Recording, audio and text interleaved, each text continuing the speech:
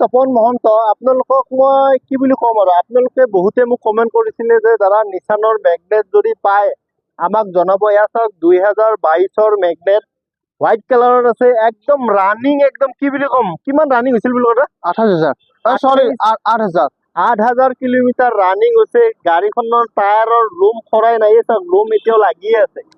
গতিকে 4টা চকা স্পেয়াৰ চকা এতিয়ালৈ ইউজ হোৱাই নাই। একদম পানীৰ ভাৱত দিব গাড়ীখন। যদি আপোনালোকে এখন গাড়ী ল'ব বিচাৰে, LCD লাগি আছে, আপোনালোকে নতুন গাড়ী লোৱাতকৈ এইখন গাড়ী লওক, বহুত মানে কি সুবিধাজনক পাব আৰু বহুত ডিছকাউণ্টত পাব। মই গাড়ীখন এবাৰ দেখাই দিছোঁ, ভিতৰটো এবাৰ দেখাই দিয়ক। ভিতৰটো খুব ধুনীয়া হৈ আছে আৰু এনেকুৱা নাই এখন গাড়ী ল'লে আপোনালোকে একদম নতুন গাড়ী লোৱাৰ নিচিনা পাব। মানে যিখিনি কৰিবলগীয়া আছে সেইখিনি চব নিজে কৰিছে।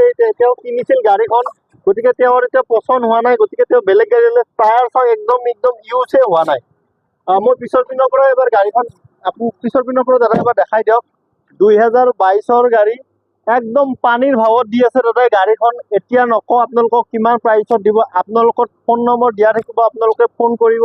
হোৱাইট কালাৰত আছে আৰু যদি কোনোবাই ফাইনেন্স কৰি ল'ম বুলি ভাবে, তেওঁ মোটামুটি ধৰক 20,000 মান টকা দিলেও এখন গাড়ী ফাইনেন্সত লৈ যাব পাৰিব। ঠিক আছে, আৰু এবাৰ ইণ্টাৰভিউ দেখাই দিয়ক, বাহিৰৰ পিনে দেখাই দিয়ক। একদম গাড়ী একদম টিপ টপ কণ্ডিশ্যনত আছে। বহুতে বিচাৰি থাকে আপোনালোকে নতুন গাড়ী কিনিব নালাগে, সেইকাৰণে মই ইয়াৰ প্ৰাইচটো একদম পুৰা গোপনীয়তা কৰি ৰাখিছোঁ। এইটো কাৰণতে যে কোনোবাই যদি ল'ব বিচাৰে তেওঁ তেতিয়াহ'লে তেওঁক ফোন কৰিব।